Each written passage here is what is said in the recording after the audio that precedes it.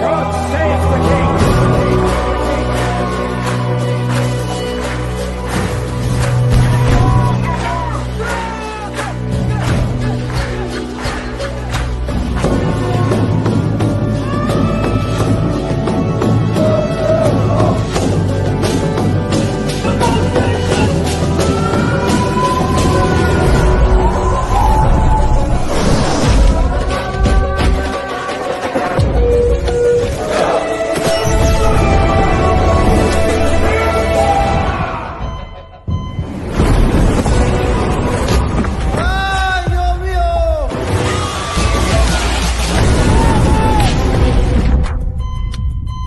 Yüksek sesle konuş!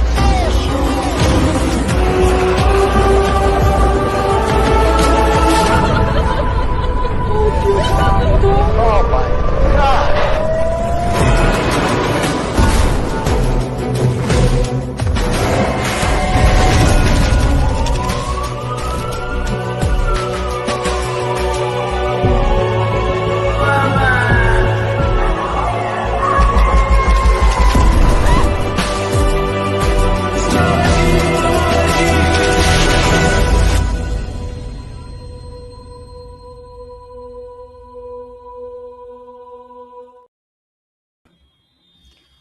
Amis internautes, bonsoir. Fauzi, bonsoir. Bonsoir En Eric. direct de la Tunisie où il fait beau, je présume. Oui, ça y est, le temps s'arrange finalement. Chez vous aussi, il paraît. Oui, oui, oui.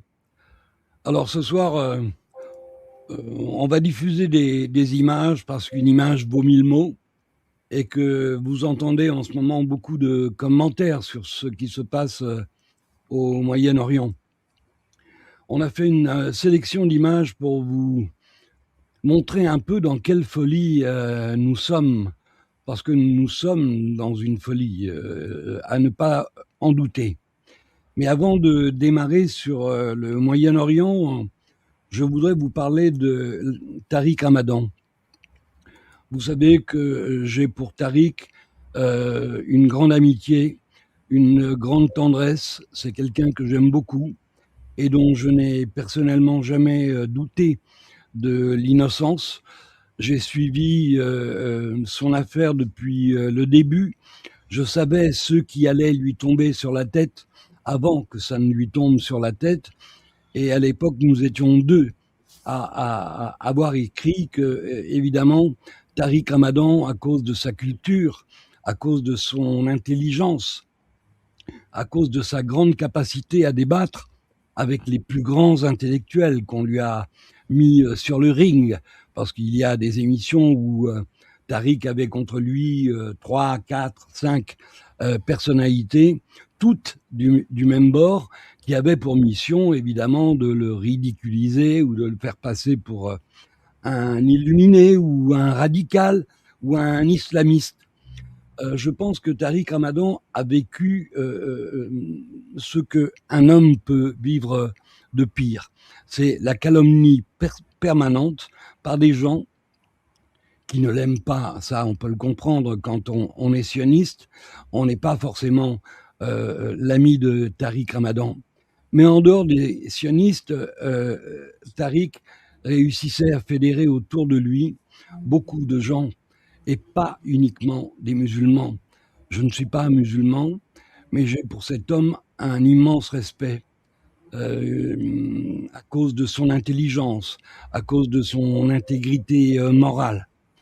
Et puis, on se servir d'une affaire privée pour essayer de salir un homme, je trouve que c'est une des méthodes parmi les plus dégueulasses. Et nos médias, dont vous savez tous qui les dirige, ont fait le boulot. Pendant des années, Tariq a été sali quotidiennement. Chaque fois que son nom a été prononcé, c'était soit pour l'associer aux frères musulmans, dont on nous dit qu'ils sont partout en France. Alors c'est extraordinaire, parce que les seuls à voir les frères musulmans partout en France, ce sont les sionistes. Nous, Français, on a beau chercher, les frères musulmans, on les trouve pas. Donc il y en a un de nous 2 qui a une meilleure vue que l'autre ou un de nous 2 ment. C'est plutôt les frères sionistes qui sont occultés par les frères musulmans, mon cher C'est Eric. plutôt ça. C'est les frères sionistes qu'on Et on si tu arrive me permets, à trouver un peu partout dans toutes les institutions, françaises. Mais les frères musulmans, jusqu'à présent, on en parle beaucoup, mais on les voit jamais. Bref, et si tu permets, Eric, juste une parenthèse oui, par rapport à notre ami Tariq Ramadan, il faut quand même préciser que malheureusement, il a été piégé, c'est-à-dire qu'il a subi le piège bien connu du piège de miel pratiqué par les sionistes depuis toujours, oui, oui, et oui, oui, notamment oui, à mais ça, on est l'occasion de d'accord. la création de l'ONU. Harry, Donc, il a été l'ONU. piégé, il faut le reconnaître, On est, on est d'accord. il est innocent. Il est innocent parce qu'en tout cas, ce qui est important de savoir, c'est qu'il n'a pas commis de viol. C'est-à-dire, on a Exactement. trouvé, on ne va pas rentrer dans les détails de l'enquête, mais on sait très bien que toutes ces accusatrices sont curieusement liées à justement ces officines sionistes et à la vénéneuse Caroline Forrest, qui Voilà. était son Bon. ennemi de longue date. Donc, Il y a, il on souhaite il y que a un ce jugement inique qu'il y aura moyen de réformer ce jugement inique qui l'a frappé. Oui, d'autant que, selon mes sources, le dossier a été surtout, instruit à charge et pas à décharge. Il faut savoir qu'un certain nombre de personnalités qui connaissent Tariq Ramadan et qui connaissent la vérité, ont, même signé un témoignage, le déculpabilisant ou en tout cas démontrant son innocence. Mais bizarrement, on n'en a pas tenu compte. Alors, je vais vous montrer une petite séquence qui résume un peu mon état d'esprit, parce que je suis très en colère contre cette justice inique, cette justice à deux vitesses, cette justice pour les uns et une autre justice pour les autres. Alain Soral a parfaitement résumé le problème en me disant, tu sais, Eric, si Tariq ne s'était pas appelé Tariq Ramadan, il n'aurait pas les problèmes qu'il a. Mais il est gênant. Et c'est pour ça qu'il a les mêmes ennemis, d'ailleurs, sur le dos. On peut supposer que derrière Dieudonné, derrière Alain Soral, derrière Tariq Ramadan, il y a exactement les mêmes forces destructrices à l'œuvre. Alors, je vais vous faire écouter une petite séquence de 3 minutes qui va alimenter votre réflexion. Je ne vous demande pas, naturellement, de partager ma conviction de l'innocence de Tariq. En mon âme et conscience, je suis persuadé qu'il est innocent et d'autres qui le connaissent bien et que je connais bien pensent exactement la même chose. Donc, que ce procès se soit déroulé alors que Tariq est atteint d'une sclérose en plaques hautement handicapante, qu'il était sur un lit d'hôpital à Genève, qu'il a informé le tribunal de son impossibilité de se déplacer, que les avocats même ont fait valoir son certificat médical attestant qu'il était bien hospitalisé pour les problèmes qu'il a, le tribunal a quand même décidé de juger l'affaire. Donc, dans le pays de la déclaration des droits de l'homme, parce qu'il faut faire la différence entre la déclaration et les droits de l'homme. On est le pays de la déclaration des droits de l'homme, mais les droits de l'homme ne s'appliquent pas à nous. Vous le Et savez très maintenant, bien. Il y a dans notre pays des droits pour les uns et des droits pour les autres. Et vous le savez bien, puisque nous sommes en train de devenir tous des Palestiniens dans notre propre pays, vous savez à qui profite plutôt la situation. Donc, je vais vous faire écouter cette jeune femme qui nous parle de Tariq. Je tenais à le faire. D'ailleurs, je ferai probablement une émission spéciale autour du sujet parce que c'est devenu insupportable et que comme il me reste peu de temps à vivre et que je n'ai plus rien à perdre, il y a des vérités que je veux que vous entendiez absolument, quitte à y laisser la peau. Tariq Ramadan, se pourrait-il que le verdict dévoile bien plus qu'une simple décision judiciaire? C'est à se poser la question. Que vous l'aimiez ou non, je vous invite simplement à prendre 2 minutes de votre temps pour écouter jusqu'à la fin. Quoi qu'on en pense, depuis plus de 30 ans, il porte une voix qui dérange. Une voix qui questionne, qui interpelle, qui pousse à la réflexion. Pourquoi? Parce qu'elle touche à des sujets sensibles, parce qu'elle met en lumière des réalités que certains préfèrent ne pas voir. Parce que Tariq Ramadan dénonce depuis toutes ces années les dictatures, les injustices et toute forme de discrimination. Et parce que, pour beaucoup, il éveille les cœurs et les consciences. Et ça, profondément, ça dérange. Monsieur, celui qui est en face de vous aujourd'hui n'est pas un prédicateur islamiste suisse, c'est un professeur d'université à Oxford, dont les livres sont étudiés dans 80 universités américaines, monsieur, 80 universités américaines, mais monsieur, qui depuis les 8 dernières années a été interdit de parole dans toutes les universités françaises. Posez-vous la question de savoir où est la liberté d'expression, cher monsieur. Il faudrait savoir si la France est en train de perdre ses valeurs d'ouverture dans le débat critique. Et votre façon de réagir à mon intervention n'est pas du tout une façon de réagir à un débat critique, c'est un jugement sur la personne et non pas un débat et une confrontation sur les idées. Donc je réponds, cher monsieur, à votre intervention que j'espère, non, que la lumière, cette dernière lumière ne viendra pas de Suisse, qu'il y aura vraiment un véritable réveil. Vous savez ce que j'espère pour la France, monsieur? Parce qu'on m'a posé la question de savoir un jour si j'aimais la France. J'aime la France de sa tradition et de ses valeurs quand elle est en cohérence avec elle-même. Mais non pas pour un discours qui trahit ses valeurs au nom de simplifications comme celle de je viens d'entendre. Votre jugement sur la personne m'impose de ne même pas vous répondre. Ceux qui le suivent depuis longtemps le savent, sur le terrain des idées, sur la cohérence du discours et sur la force de l'argumentation, rien n'a réellement permis de le faire taire. Alors, serait-il possible que d'autres leviers aient été mobilisés? Des petits clones de Tariq Ramadan, aujourd'hui vous en trouvez partout, et je peux vous dire que c'était pour ça que c'était si important d'essayer de lui mettre des obstacles sur sa route, mais il a été un peu arrêté à temps. Mais il a été un peu arrêté à temps. Mais il a été un peu arrêté à temps. Ça, c'était le 20 mai 2025. Et quand on regarde le verdict prononcé aujourd'hui, en 2026, nous sommes en droit de nous interroger. 18 ans de réclusion criminelle. Interdiction définitive du territoire français. Interdiction de s'exprimer sur les faits pendant 8 ans. Ajouté aux 18 ans de réclusion, ça fait finalement 26 ans de mise sous silence. Honnêtement, à la seule évocation de cette peine, sans même savoir de quelle affaire il serait question, penseriez-vous spontanément qu'il s'agirait du verdict prononcé dans un procès pour ce dont il est accusé?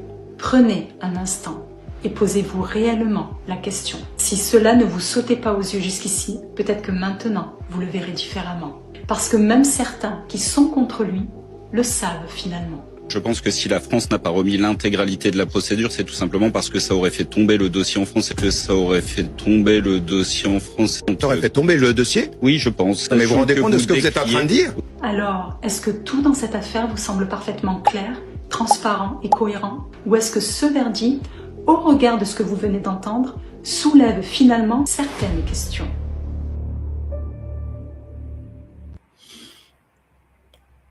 Oui, des questions, on s'en pose plein, bien évidemment. Alors, je souhaite à Tariq, naturellement, de se remettre debout, de ne pas revenir dans ce pays qui n'est plus notre pays, qui est un pays sous occupation, où le droit et la loi ne sont pas les mêmes pour tous. Et je regrette d'avoir à le dire, mais il va falloir qu'il fasse comme Soral, qui s'est exilé en Russie pour pouvoir continuer simplement à exercer son droit à la liberté d'expression. Alors quand on vous parle de la France comme un pays de liberté, on est nombreux à ne plus y croire, et on est nombreux à en avoir payé le prix, en commençant par mon frère et ami, le docteur Olivier Soulier. Vous vous en souvenez, il faisait partie de ceux qui dénonçaient les mesures sanitaires, il faisait partie de ceux qui dénonçaient la campagne d'injection vaccinale comme un crime contre l'humanité. Et un mois après avoir obtenu son Humanity Award par la plus grande communauté médicale et scientifique du monde, présidée par le professeur Trito, il est mort dans des circonstances douteuses. Exact. Après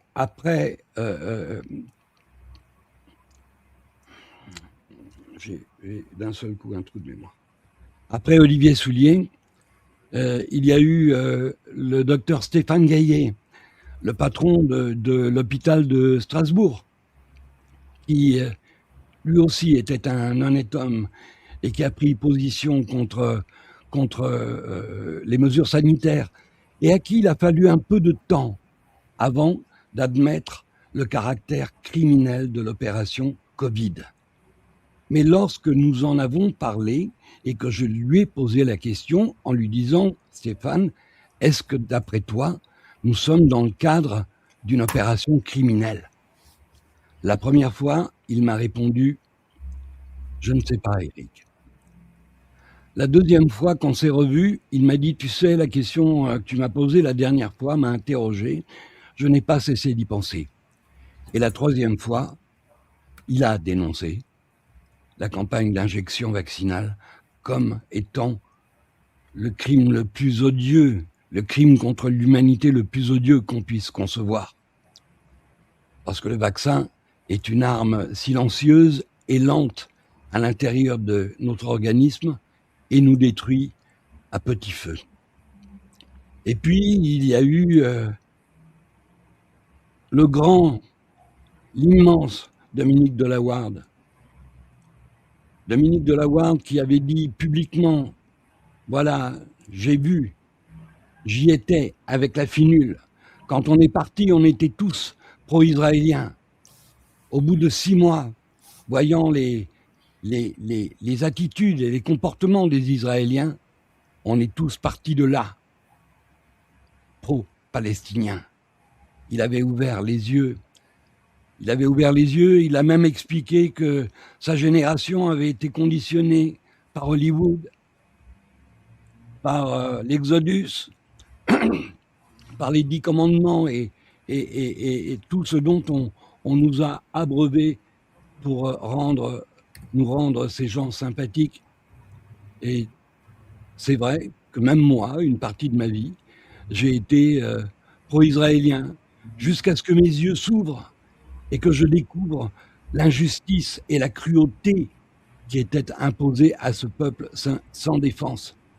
Et depuis, je n'ai de cesse que d'exiger le respect du droit international, parce qu'il n'y a pas d'autre alternative que le respect du droit international. L'autre alternative, c'est la guerre. C'est là où nous sommes aujourd'hui. Israël a entraîné dans sa folie l'Amérique, la puissance militaire la plus grande du monde, est en train de servir de bras armé au gouvernement israélien qui ne veut pas entendre parler du droit international.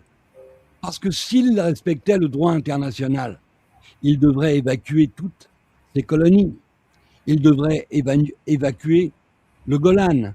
Il devrait évacuer le Sud-Liban. Il devrait rendre aux Palestiniens le droit de vivre et de circuler normalement dans le bout d'État qui leur a été attribué en 1948. Mais comme vous l'avez compris, Israël a un projet hégémonique. Israël ne se contente pas de ce que l'ONU lui a donné en 1948. Il veut le Moyen-Orient du Nil à l'Euphrate et faire disparaître pour ça le Liban, la Syrie, une partie de la Turquie, une partie de l'Irak, une partie de l'Arabie Saoudite, une partie du Nil. Ce sont des pays, ce sont des États. Et ces gens nous expliquent ouvertement et publiquement qu'ils sont en train de construire le grand Israël. Un gouvernement rationnel et cohérent leur dirait « Écoutez, non, parce que vous mettez en danger la vie de 6 nations. Vous ne pouvez pas faire ça. Vous devez respecter le droit. Parce que sans droit, c'est la guerre. C'est la loi du plus fort. Israël pense être le plus fort parce qu'elle dispose du bras armé américain. Et pour l'instant, ça se passe comme ça. Parce que depuis 2001, toutes les guerres au Moyen-Orient ont été déclenchées au service et au profit d'Israël. Le seul qui a profité des guerres américaines au Moyen-Orient, c'est Israël. Alors aujourd'hui, ils veulent avaler le plus gros morceau, c'est-à-dire l'Iran. L'Iran que les Américains méprisent, sous-estiment. Quand on écoute Trump, il a dit on fait une excursion. Il fait une excursion armée en Iran pour résoudre le problème. Malheureusement pour lui, les choses ne se déroulent pas comme il l'avait prévu, et de plus en plus de gens hautement qualifiés parlent d'impasse dans le meilleur des cas et de défaite dans le pire des cas. Parce que l'Iran est en train de mener une guerre asymétrique. Quand on a contre soi un pays qui dispose de milliers d'avions, de centaines, peut-être de milliers de navires, si on ne trouve pas un moyen de les affronter autrement qu'en mettant en face des milliers d'avions et des milliers de navires, ce serait le plus grand massacre de l'histoire. Mais là, cette guerre asymétrique que mène l'Iran contre Israël et contre l'Amérique est un chef-d'œuvre de stratégie. Tout le monde le reconnaît. Même les généraux américains reconnaissent la grande intelligence de l'Iran. Sa stratégie qui, pour l'instant, tient loin du territoire ses ennemis. Parce qu'effectivement, les Américains et les Israéliens peuvent bombarder avec des avions, mais ils ne peuvent pas poser le pied sur terre. Ils ne peuvent utiliser que cette forme de guerre. Des bombardements par missiles à partir de bateaux ou d'avions. Comme l'Iran ne possède pas d'avions, il possède des missiles balistiques qui peuvent concurrencer et hautement l'armement israélien et américain. Et pour l'instant, comme je le disais, les choses ne se passent pas bien du tout.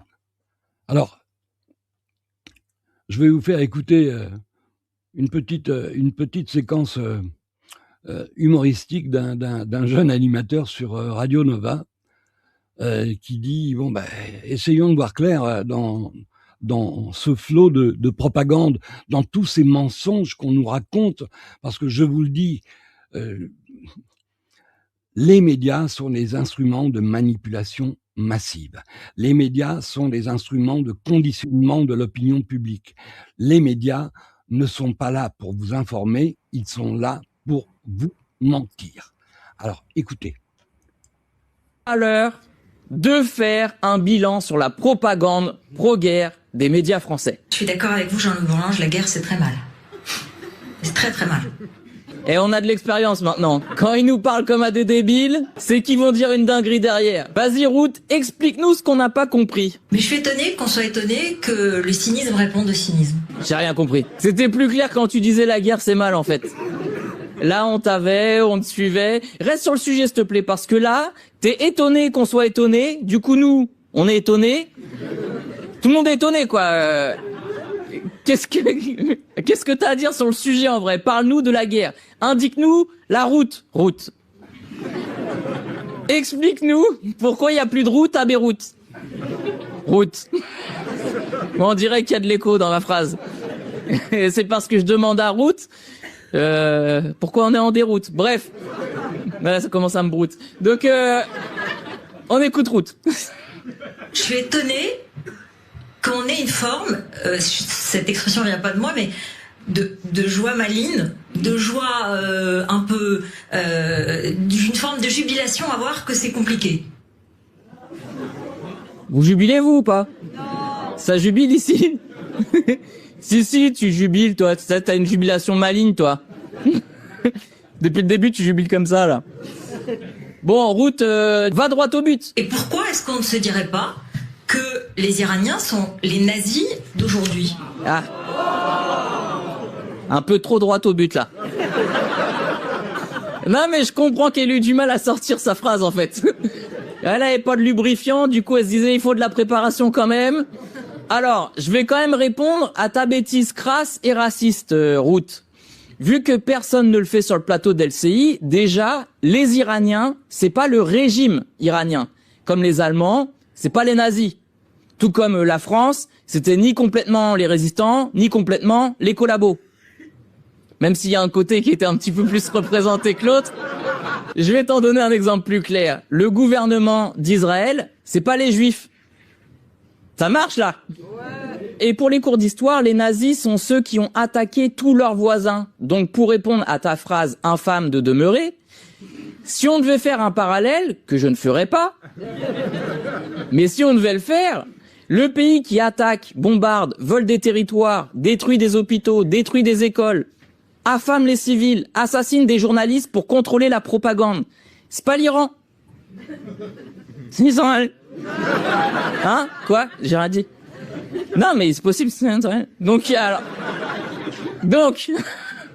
pourquoi on dirait pas que l'Iran sont les nazis? Parce que c'est faux. Mon ami Fawzi disparaît régulièrement parce qu'on est en direct de Tunis et que visiblement la connexion n'est pas bonne. J'ai oublié de saluer Sam, Caroline et SSSQ, nos 3 modérateurs. J'en profite pour le faire maintenant, en attendant que Fawzi revienne. Je vais vous faire écouter une déclaration d'un homme politique. Moi, vous savez, les politiciens, le peu de considération que j'ai pour eux. Ce sont tous, pour moi, des menteurs, des escrocs, des corrompus, des vendus. Il y en a pas un pour sauver l'autre. Mais de temps en temps, on entend quelques personnalités sortir du lot et oser dire la vérité.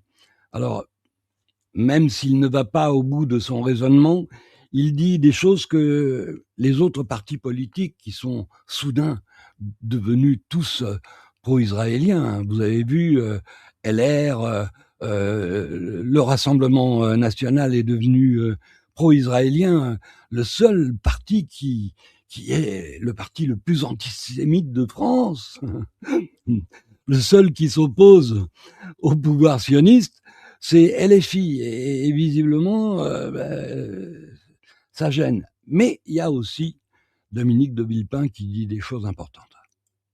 Israël désormais n'a plus de frontières et peut à tout moment envahir le Sud-Liban, envahir la Sud-Syrie, envahir un autre pays voisin.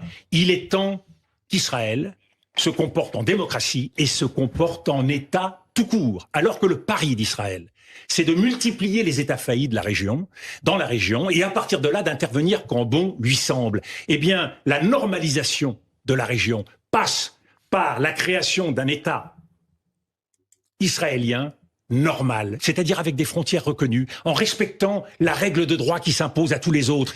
Ce qui a été fait à Gaza est inacceptable. Ce qui est fait en Cisjordanie est inacceptable. Ce qui est fait au Liban est inacceptable. Eh ben regardez, et le président français serait bien inspiré de le dire, de le dire fermement, clairement, et de prendre la tête d'une coalition d'États pacifiques européens. Bientôt, les États du Golfe vont ouvrir les yeux et vont constater qu'on les entraîne dans une catastrophe. Et on voit bien que leur modèle est fondé sur l'économie, sur la finance et sur la stabilité. Et vous parlez... Eh bien, ce modèle, il est mort. La puissance ne peut pas tout quand elle ne sait pas ce qu'elle veut et elle ne sait pas où elle va. Elle mobilise contre elle, au contraire, tous les peuples du monde, tous les ressentiments, tous les esprits de revanche et elle nourrit le cycle de la violence. Et ce que je dis n'est pas très compliqué à comprendre. Ça fait 25 ans que je l'explique, et ça fait 25 ans que, à commencer par la France, personne ne veut l'entendre. Entre-temps, on a eu la guerre de Libye, merci Monsieur Sarkozy. Entre-temps, on a eu la guerre du Sahel, merci Monsieur Hollande, merci Monsieur Macron. Et ce n'est quand on nous a mis un coup de pied au derrière de la part des Africains qu'on a compris qu'il fallait partir. Très honnêtement, il y a quelque chose de surprenant dans la façon dont nous sommes dirigés. Alors, quelqu'un me dit que LFI est dans la posture. Bon, écoutez, moi je ne sais pas si LFI est dans la posture, je ne suis pas un de leurs sympathisants. Ce que je constate, c'est que ce sont les seuls qui ont tout le système contre eux. Donc, un parti politique qui a tout le système, tous les autres partis, plus les médias, plus la finance, plus contre lui, ne peut pas être tout à fait mauvais. Qu'est-ce qui t'arrive, Fauzi? Tu as changé de connexion? J'ai changé de connexion parce que ça s'est complètement arrêté. Très bizarrement, il y a plus sur la ligne ADSL, ça passe plus du tout. Donc là, j'ai basculé sur la 4G, sur mon smartphone, plus précisément.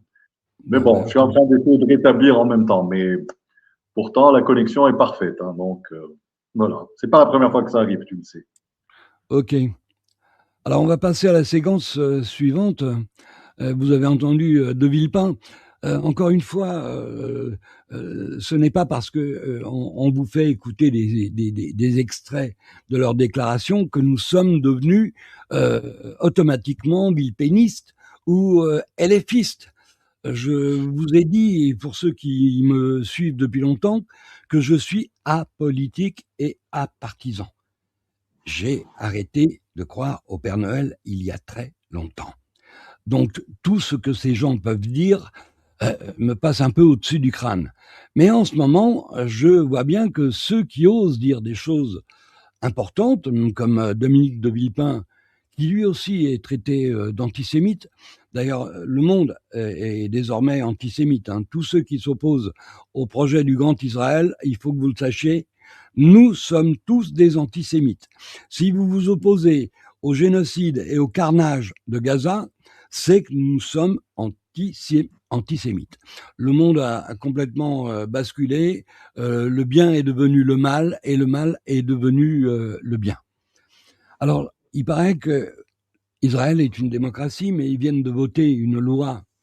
Les extrémistes de la Knesset, Ben Gvir, Smotrich, ceux qui tiennent en otage, si j'ose dire, Netanyahou, ont obtenu de lui de pouvoir voter une loi qui punit de la peine de mort les gens qui sont arrêtés pour terrorisme. Donc ça va aller très vite. Hein. En Cisjordanie, tous ceux qui jettent des cailloux seront pendus car considérés comme des terroristes. Alors si Israël est une démocratie, moi je suis le pape, je vais vous faire écouter cette dame qui, les larmes aux yeux, annonce le vote. Elle est tellement émue d'avoir réussi à obtenir le vote de cette loi criminelle qu'elle en pleurerait presque de joie. בעד חוק עונש מוות 62, 48 מתנגדים, נמנע אחד. אני קובעת כי הצעת חוק עונש מוות למחבלים תשפ"ו 2026 התקבלה בקריאה השנייה והשלישית, והחוק ייכנס לספר החוקים של מדינת ישראל. שהחיינו וקיימנו והגיענו לזמן הזה. עם ישראל חי!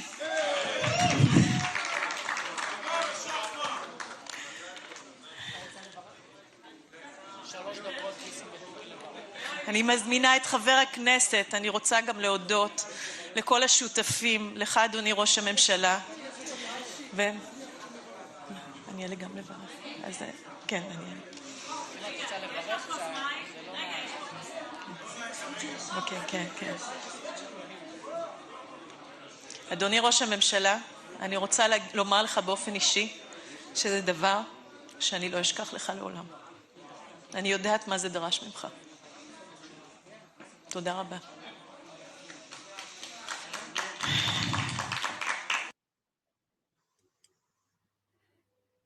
Abject. Une réaction, Fauzi?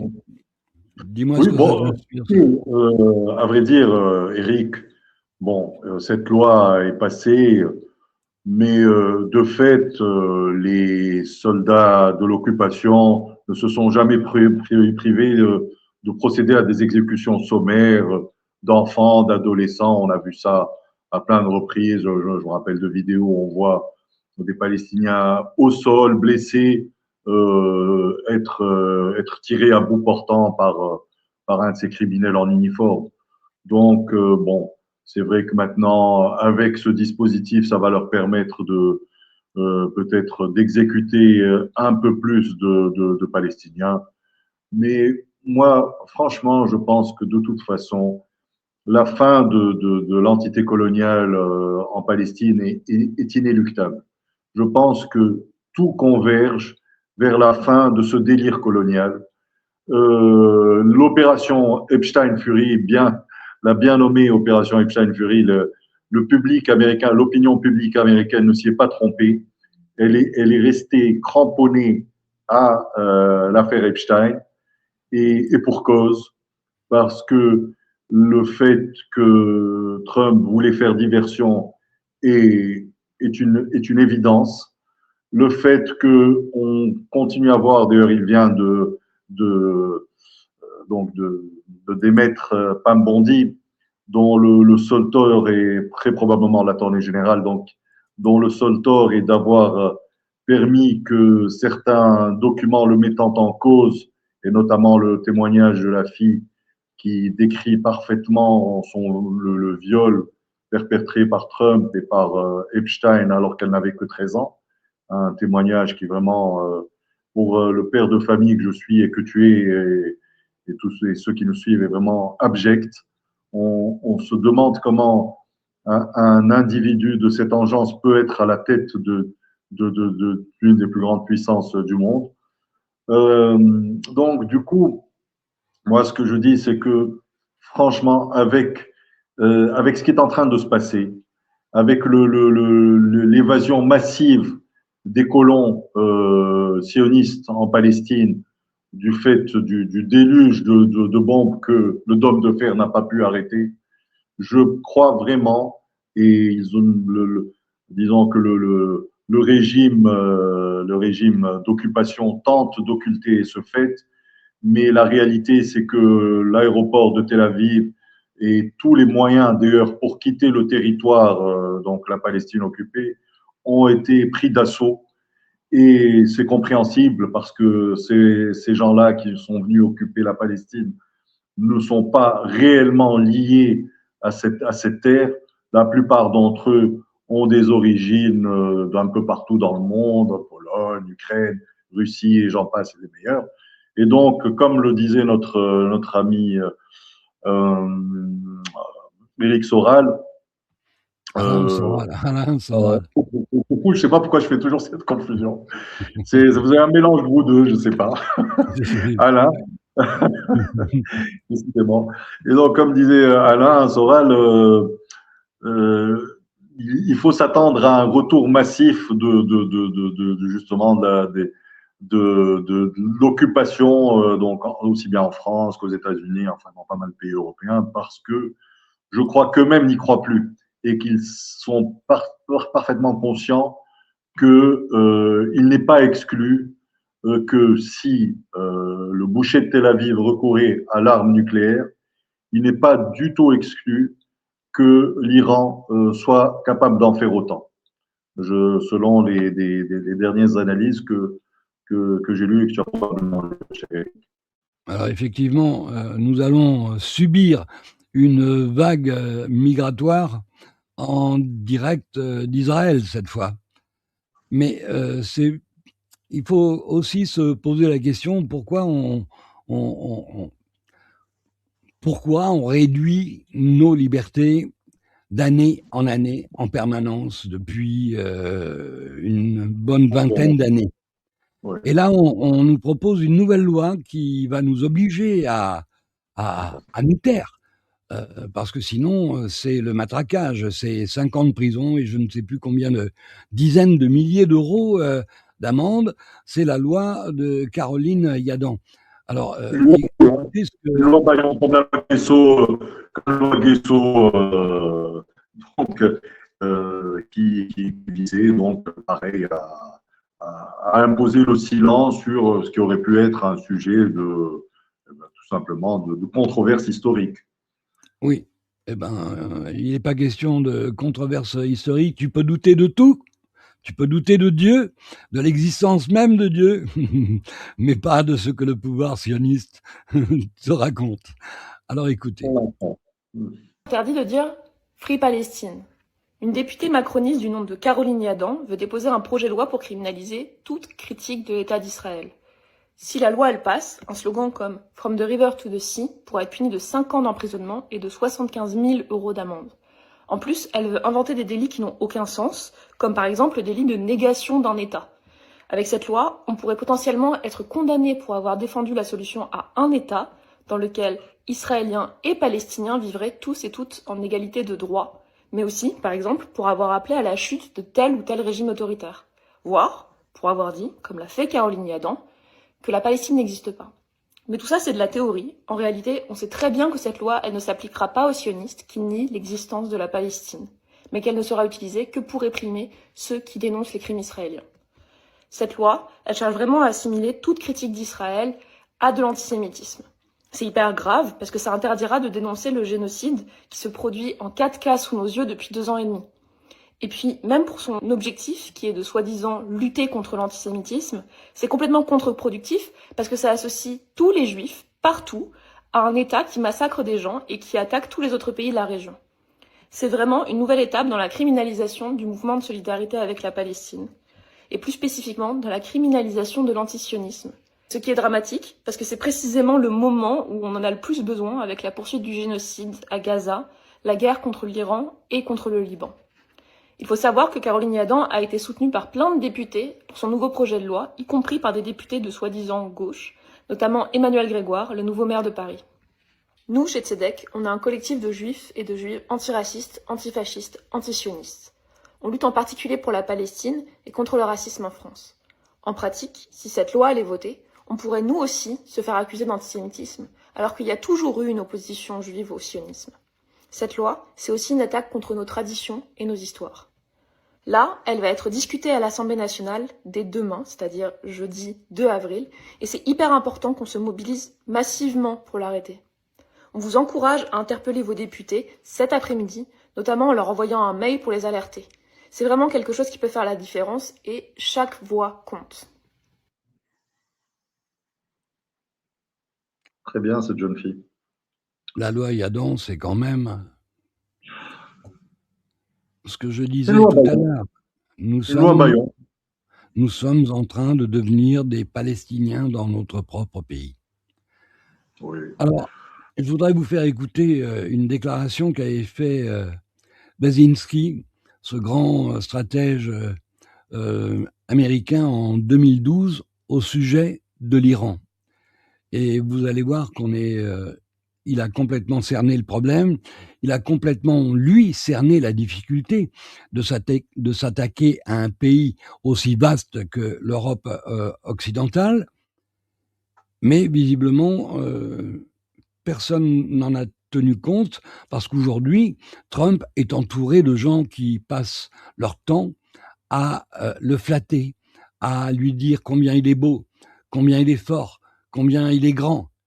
Et vous savez à quel point Trump est sensible à la flatterie. Mais là, il ne s'agit pas de ça. Écoutez.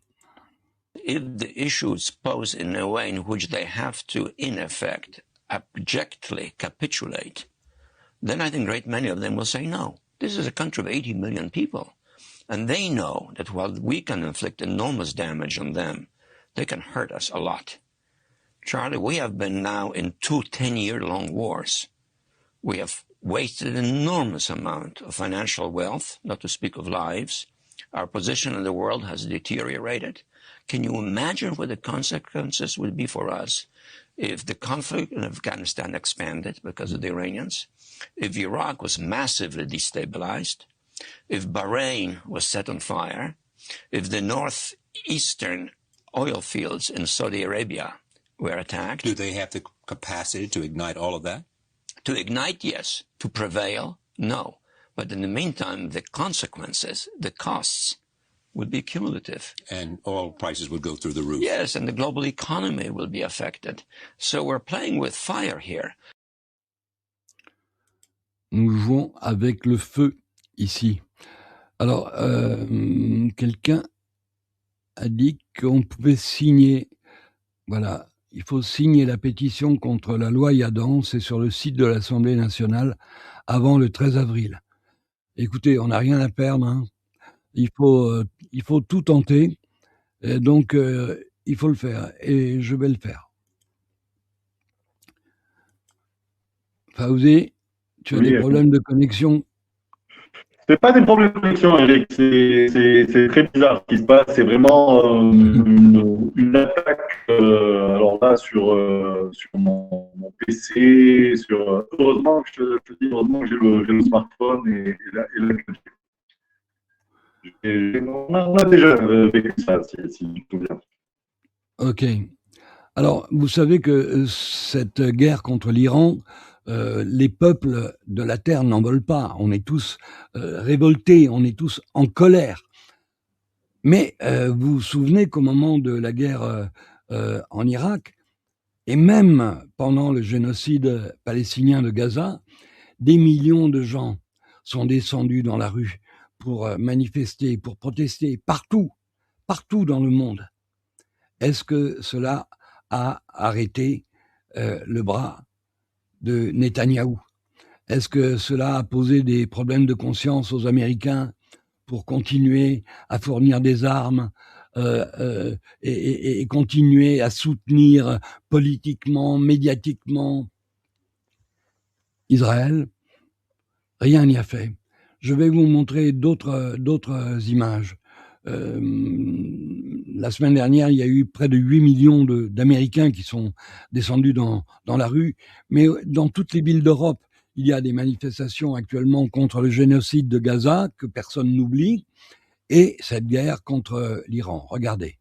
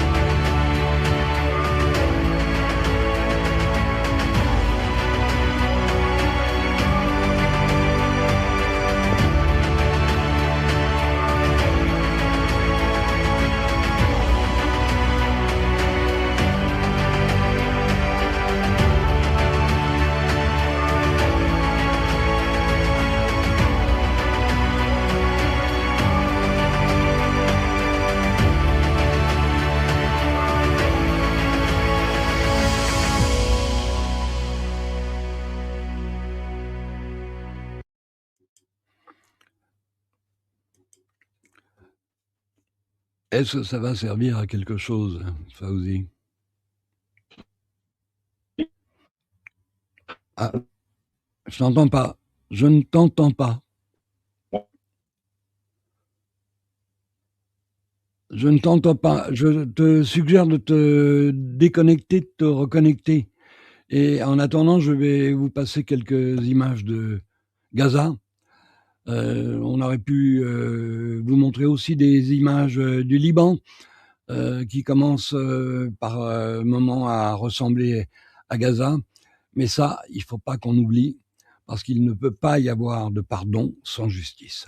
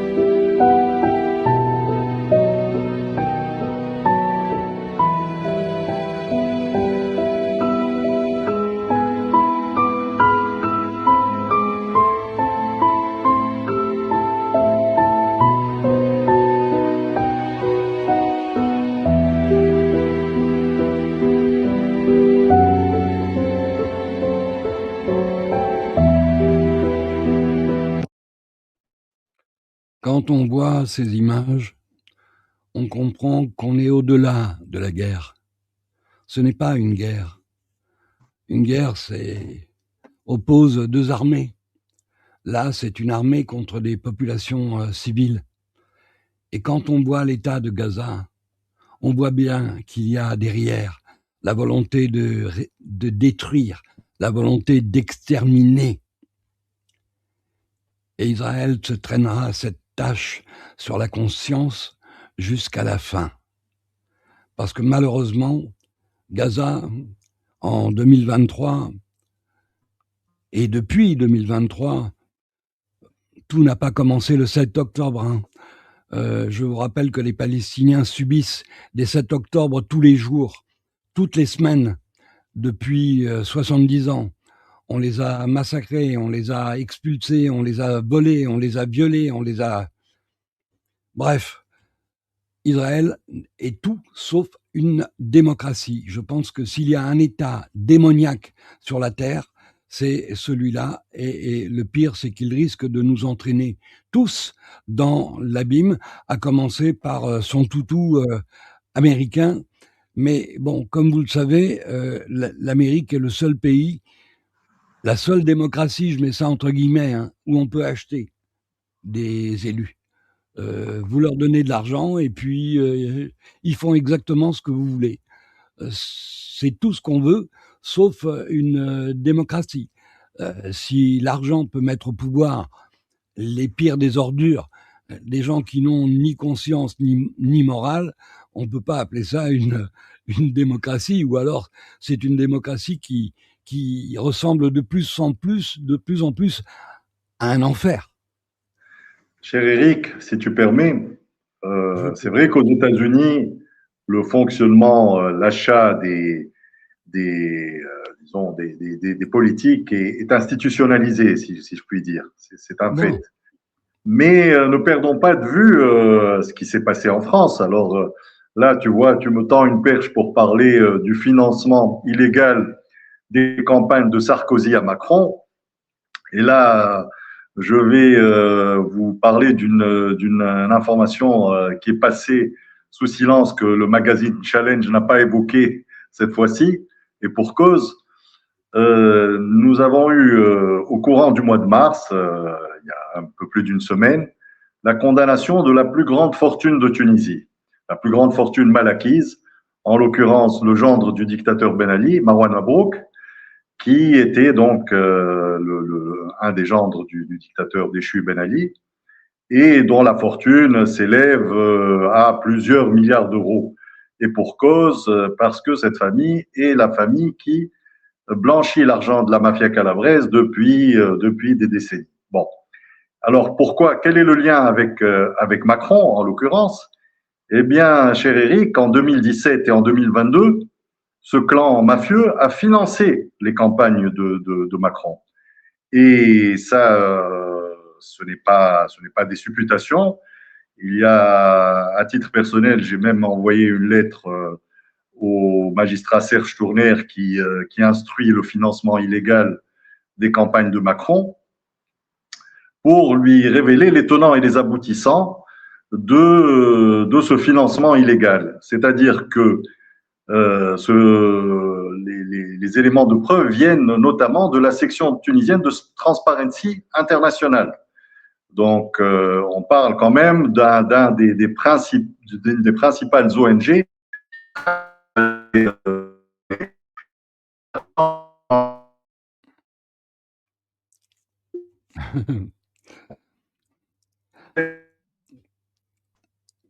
Je ne t'entends plus.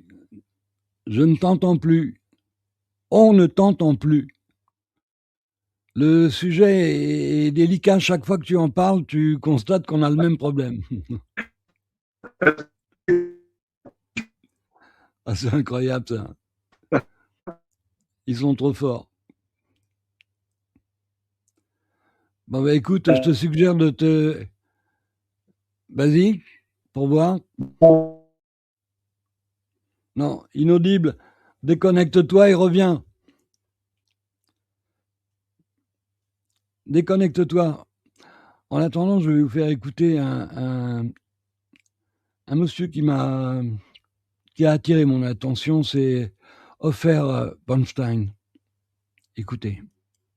Ben Gvir, et qu'est-ce qu'il pense, qu'est-ce qu'il incarne, son parcours, Ofer Bronstein. Moi, je vais faire prendre peut-être des risques personnels et des risques pour votre programme, mais Itamar Ben Gvir, c'est un judéo-nazi.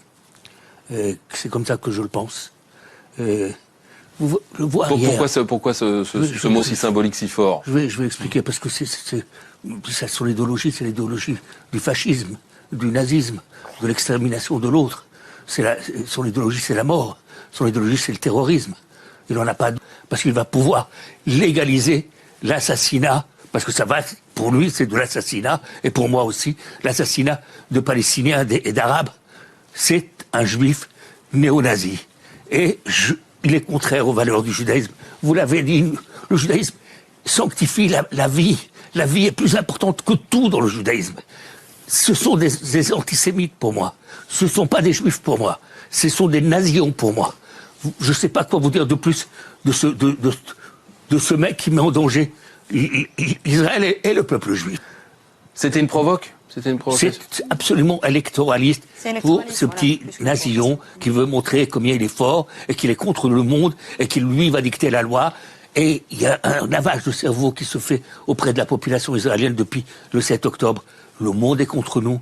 Tout le monde est antisémite. On ne peut compter sur personne. Et c'est pour ça qu'on va frapper et frapper le plus fort parce qu'on n'a rien à perdre.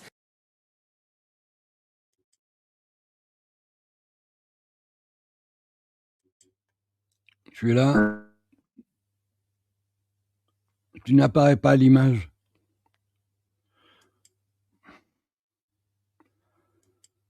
Bon. Vous avez entendu Ben Gvir, celui qui a réussi à faire voter une loi pour banaliser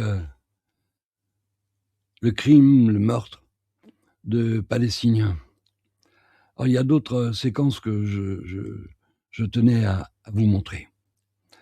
Je voudrais vous montrer Paula White et le pasteur chrétien sioniste John Hagee. Et vous allez voir pourquoi il y a 60 millions de chrétiens sionistes que Benjamin Netanyahou appelle en privé les crétins sionistes. Et il n'a pas tort. Vous allez voir. C'est très intéressant. Hop. Tu es là? Ça marche? J'espère. Bon, bah alors finis ton propos en attendant que je cale la séquence vidéo suivante. D'accord. Bah écoute, manifestement, tu sais, il est arrivé qu'une émission par satellite soit coupée comme ça, qu'à chaque fois que je prenais la parole, on se retrouve avec un écran bleu. Donc, je sais que c'est délicat. Je sais que les opérateurs télécoms sont très efficaces sur les réseaux Internet tunisiens. Et donc, je disais cette parenthèse. Donc, le gendre du dictateur Ben Ali a été condamné, qui a financé les campagnes de Macron en 2017 et 2022, a été condamné à 14 ans de prison. Ça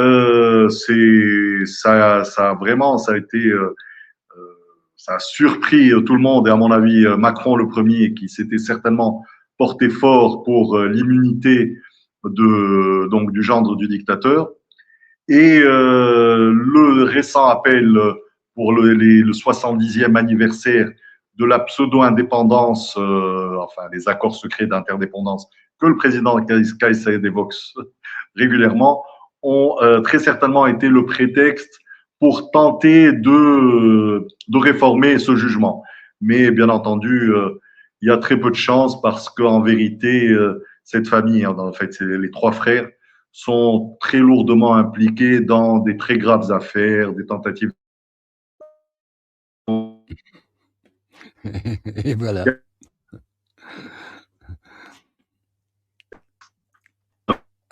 À nouveau le même problème. Décidément.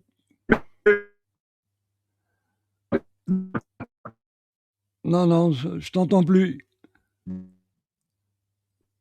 Désolé.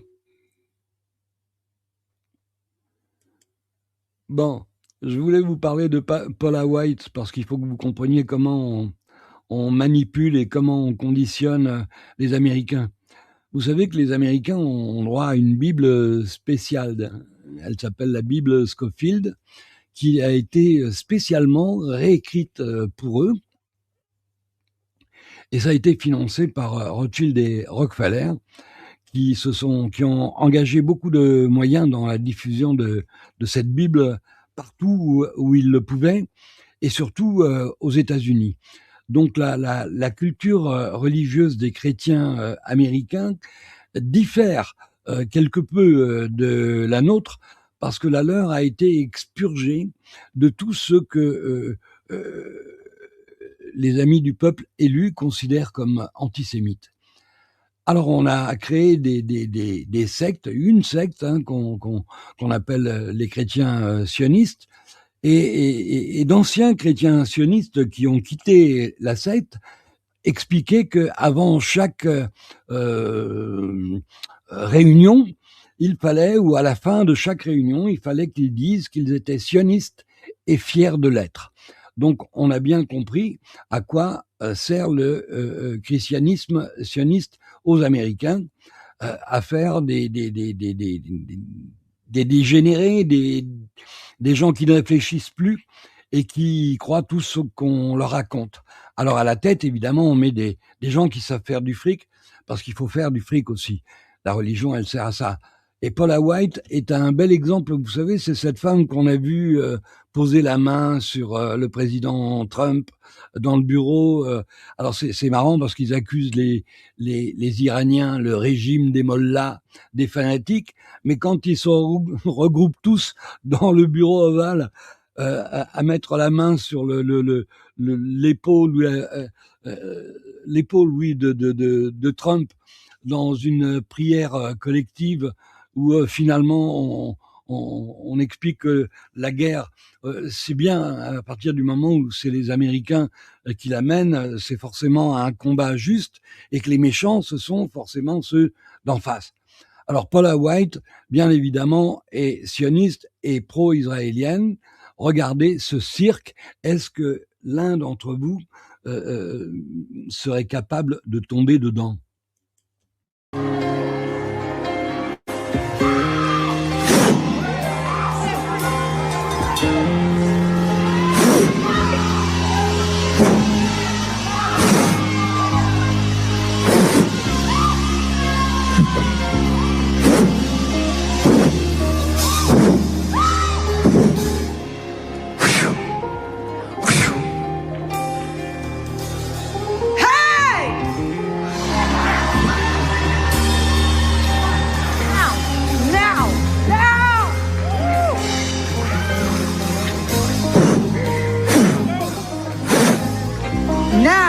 In the name of Jesus. And woo! Fire, fire, fire, fire, fire, fire. Je sais pas ce que vous en pensez, mais soit c'est, moi j'appelle ça la synagogue de Satan. Vous avez vu ces gens, soit ils sont réellement possédés, soit ils font semblant, mais en tout cas, Dieu n'y retrouverait pas ses petits. De la comédie, dit Chrissa, peut-être, certainement. Tu as pas vu cette séquence? Non, malheureusement. Est-ce que tu veux profiter du fait que tu as un peu de son pour terminer ton propos, mais fais vite, parce que tu vois bien que dès que tu abordes ce sujet, on est... Non, écoute, je vais te dire, je ne vais plus parler du financement illégal des campagnes de Macron. Comme ça, on va le laisser tranquille terminer l'émission. Voilà, merci. Voilà. On va les rassurer. On ne dira plus rien sur le financement illégal de la campagne de Macron par les frères Mabrouk. Bon, alors on peut continuer. Voilà. Je voudrais faire une parenthèse rapide sur la création de cette république maçonnique. Et il y en a un qui en parle très bien. Ça va nous permettre de comprendre mieux dans quelle merde nous sommes. C'est Pierre Lelouch. Écoutez. Casser l'Église catholique, et on l'a fait, on a nationalisé. On a, et je ne parle même pas des violences commises pendant la période vendéenne, où il y a eu quand même 300 000 morts dans l'ouest de la France, où on attachait les curés et les nonnes nus, et pour les jeter dans la Loire. On exécutait les bébés. Il faut lire les rapports du général Turreau, qui raconte comment on a maté les cathos de l'ouest de la France. Mais après, pendant la préparation de la loi, on a viré les moines des monastères. Manu militari. Ceux qui ne signaient pas, qui ne se rendaient pas à la République, étaient virés. Beaucoup sont partis à l'étranger. Je rêve, mais aujourd'hui, on est confronté à un problème colossal d'islamisation de la France. J'attends de voir ce que la République est capable de faire. Il est incroyable ce passage. Il est incroyable. Mais oui. Il est incroyable. J'en profite pour rendre hommage à notre ami Stéphane Blett, Eric, qui avait paix à son âme, qui a probablement été victime d'une opération MK Ultra. Il a conduit à pas vraiment un suicide en vérité. On sait ce qu'arrive à faire cette secte maçonnique qui règne sur le monde, hein. Cette secte sioniste maçonnique qui règne sur le monde. Et donc, il nous avait révélé beaucoup de choses sur ce dont tu parles, cher Eric. Et je pense que ça serait bien de revenir de temps en temps sur certains de ces témoignages, puisque c'était un insider. Il était arrivé au plus haut niveau des loges maçonniques. Donc, qui, comme on le sait, au plus haut niveau se révèle être purement et simplement sataniste et sioniste en même temps. Bon, alors, dans cette république maçonnique, il fait pas bon être pro-palestinien. Vous avez vu ce qui est arrivé à Euro-Palestine ces derniers jours. Son dirigeant a été arrêté et a passé je ne sais plus combien d'heures en garde à vue. Donc je vous propose d'entendre le témoignage d'Olivier Zemmour. L'association pro-Palestine a été perquisitionnée chez lui puis interpellée. Sa femme Olivia, militante elle aussi, témoigne. À 6h du matin, on a été réveillés par des coups extrêmement forts. Il se trouvait que c'était donc la police avec 8 personnes cagoulées qui, comme des malades, je dirais, ont mis sans dessus-dessous la maison, m'interdisant, moi, de me rapprocher, de donner quoi que ce soit à mon mari, me confisquant y compris mon téléphone alors que je n'étais pas la personne incriminée. Bon, ils n'ont rien trouvé, bien entendu, mais ils se sont permis des réflexions absolument inadmissibles. Voyant des autocollants où il y avait marqué non au blocus de Gaza ou boycott Israël, il y en a un dans les 8 cagoulés qui dit « Ah, ils n'ont pas l'air de beaucoup aimer les juifs ici ». Alors, je lui ai fait quand même remarquer, vous n'avez pas l'impression de confondre juifs et Israël, juifs et politique israélienne. Nicolas Shahshahani est accusé d'avoir tenu un discours le 7 octobre 2025 relatant le déroulé de l'attaque du Hamas de 2023 en Israël sans la condamner. Sa femme Olivia a subi le 26 février un procès pour les mêmes raisons.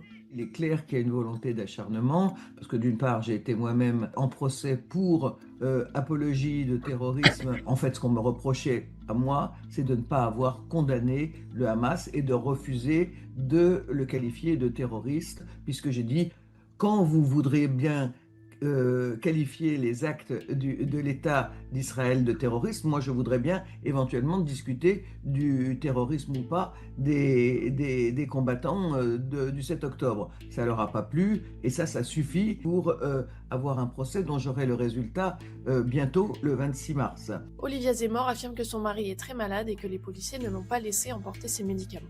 Le fait de le mettre en cellule, de le faire dormir dans les souterrains du tribunal, c'est pour nous intimider. Ils se disent toujours qu'au-delà de nous, peut-être que ça dissuadera des gens de militer pour la Palestine. La seule réponse à ça, c'est d'être de plus en plus nombreux. Entre octobre 2023 et 2025, plus de 350 personnes ont été condamnées pour apologie du terrorisme et plusieurs enquêtes ont visé des militants, syndicalistes et élus critiques du génocide commis par Israël à Gaza. Euro-Palestine est notamment connue pour ses actions de boycott des produits et entreprises liées à la colonisation israélienne, pour lesquelles elle a remporté plusieurs actions en justice. Ça fait 24 ans qu'on a créé cette association, 24 ans qu'on milite, 24 ans qu'on a mené des batailles où il y a eu des agressions physiques, où il y a eu des agressions de notre librairie. Il y a avec Darmanin cette volonté certainement d'interdire notre association à la demande du lobby israélien qui fait tout pour nous faire arrêter Euro-Palestine de militer,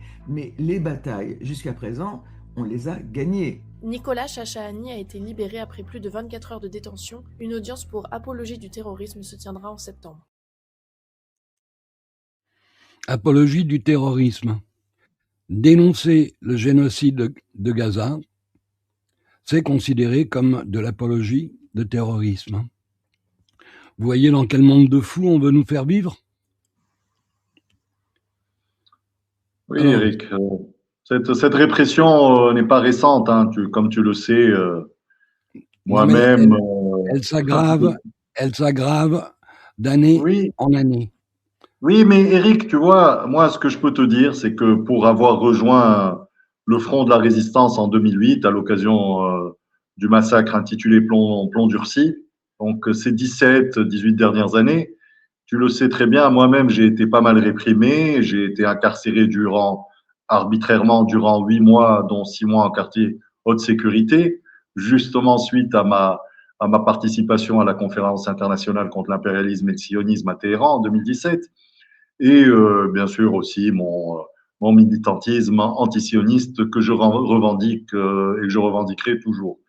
Mais ce que je peux te dire, c'est qu'avant, comme tu te souviens, Eric, qu'à l'époque on s'est connus, on était peu nombreux. On était très peu nombreux. Aujourd'hui, on a été rejoint par énormément de gens qui sont indignés, n'acceptent plus de se taire. Et je crois que ça, effectivement, comme le dit l'admirable Olivia Zemmour, c'est notre force. Plus on sera nombreux, plus cette convergence de l'humanité, des humains qui n'ont pas, des insoumis. Moi, j'aime bien le nom du parti politique, les insoumis. Je ne soutiens pas toutes leurs positions, mais je trouve qu'ils ont vraiment bien trouvé le nom à leur parti. Ils ont vraiment trouvé le nom qu'il fallait.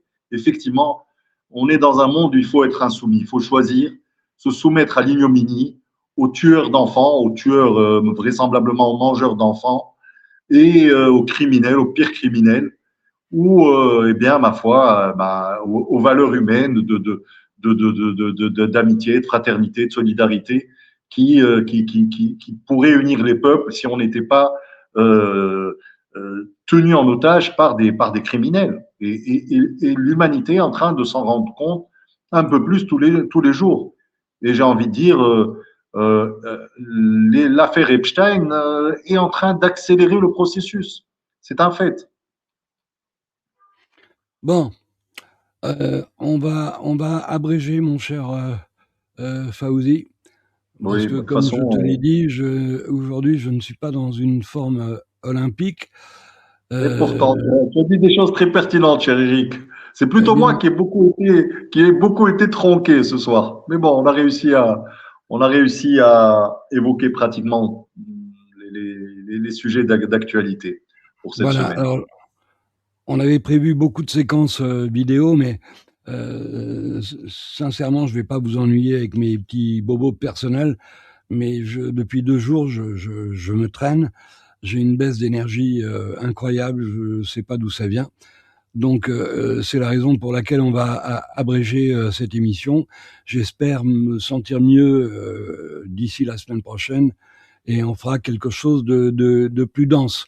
Mais avant de vous quitter, je voulais vous montrer une vidéo produite par les Iraniens qui, bien évidemment, non seulement font face militairement, mais font face aussi au niveau informatique. Ils ont des hackers qui ont réussi à pénétrer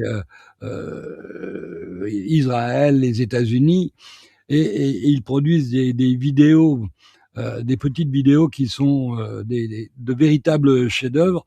Et là, en l'occurrence, puisqu'on leur annonce une invasion prochaine, d'ailleurs, vous le savez, même si Trump parle de paix, de mettre un terme à cette guerre, hein, de cesser le feu. De toute façon, les Iraniens sont détruits, ils ont plus de moyens, plus de défense aérienne, ils ont plus rien, il n'y a plus d'État, au fond. Mais d'un autre côté, il envoie toujours plus de soldats sur les bases militaires américaines en Europe. C'est donc qu'il se prépare à une invasion terrestre de l'Iran. Je ne sais pas comment on peut envahir un pays aussi immense que l'Europe avec 50 000 soldats, mais en tout cas, c'est le pari fou que fait Trump. Et à ce propos, il y a une image que je veux absolument vous montrer parce qu'il y a une déclaration extraordinaire du chef d'état-major. Voilà, je vais vous la montrer. Parce que ça explique tout. Hein. Rappelez-vous, j'avais posé la question à Jean-Michel Vernochet, je lui avais dit, est-ce qu'on peut supposer ou imaginer une défaite militaire des Israéliens et des Américains? Et Jean-Michel m'avait dit non. J'ai posé la même question à Thierry Messant, si vous vous souvenez, et Thierry m'a dit, ils ont déjà perdu la guerre. Absolument. Et en fait, voilà ce que dit le chef d'état-major qui vient d'être licencié par l'administration Trump, mais il faut savoir qu'ils ont viré une trentaine de généraux, parce que cette trentaine de généraux explique que l'invasion terrestre est une folie, que les risques sont énormes et que les dégâts risquent d'être insupportables. Alors je vais vous montrer ça. Regardez. 1 heure après avoir annoncé sa démission, le chef d'état-major de l'armée américaine déclare « Un fou mènera la grande armée américaine à sa perte ». Ils ont limogé 30 généraux qui lui expliquent qu'il ne faut pas le faire, que c'est trop dangereux, qu'il y a trop de risques. Donc, ils virent cela pour mettre des têtes brûlées à la place, des gens qui vont accepter de faire ce que Exet appelle une croisade, parce que lui, il est en train de faire de cette guerre contre l'Iran une croisade, la guerre de civilisation dont nos amis sionistes nous abreuvent les oreilles depuis des années et des années en disant qu'il faut la mettre en œuvre. C'est grâce à des imbéciles comme Exet qu'on y arrive. Oui, alors, un fanatique. Pete Abject, comme je l'appelle, de toute façon, Je crois qu'ils sont rentrés, que Trump est rentré dans la même logique que Netanyahou. En fait, je crois qu'il joue la montre, c'est-à-dire que c'est devenu cette Epstein Fury est devenu le seul moyen de se maintenir, de faire diversion. Et je crois que c'est terrible à dire, mais je crois qu'il est prêt à tout pour qu'on revienne pas à une situation normale et qu'on puisse s'attarder comme il faut aux révélations sur sa pédocriminalité. Bon, en tout cas, ensemble, ils sont en train de provoquer la plus grande vague d'antisémitisme que le monde ait connue. Il n'y a plus un endroit sur la planète où il fait bon être israélien. C'est clair. Alors, amis internautes, je vous salue amicalement. Je vous dis à la semaine prochaine.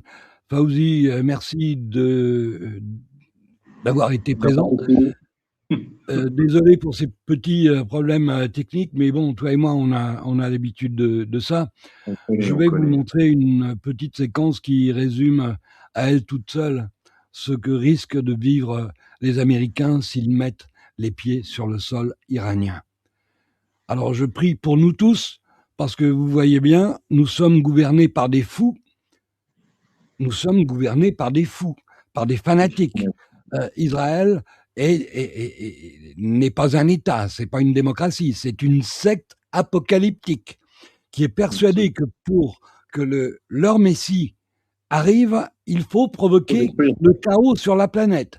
Et ils s'y emploient. Donc on remercie chaleureusement nos amis israéliens de provoquer le chaos et la chute de ce monde, de provoquer la destruction des économies et bien évidemment la vie quotidienne de milliards d'entre nous.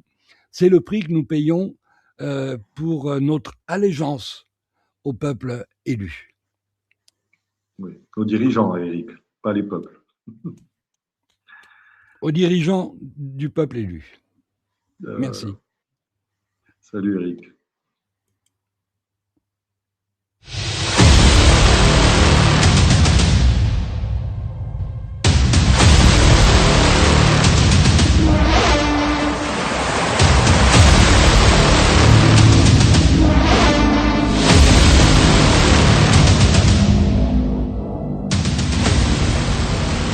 The island is empty. There is no sign of anyone.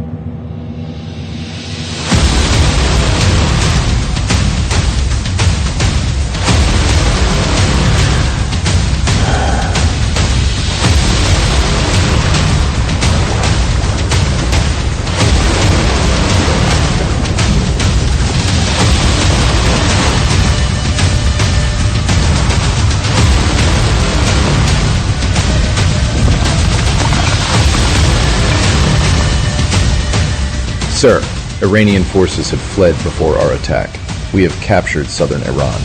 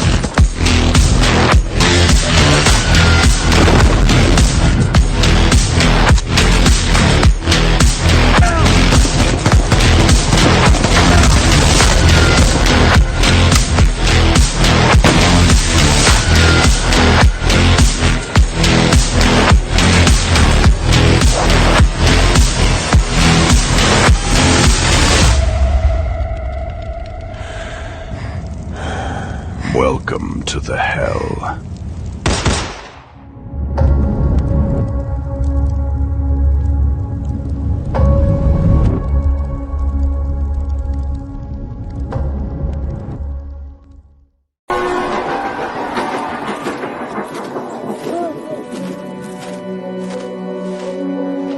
Long, long time ago.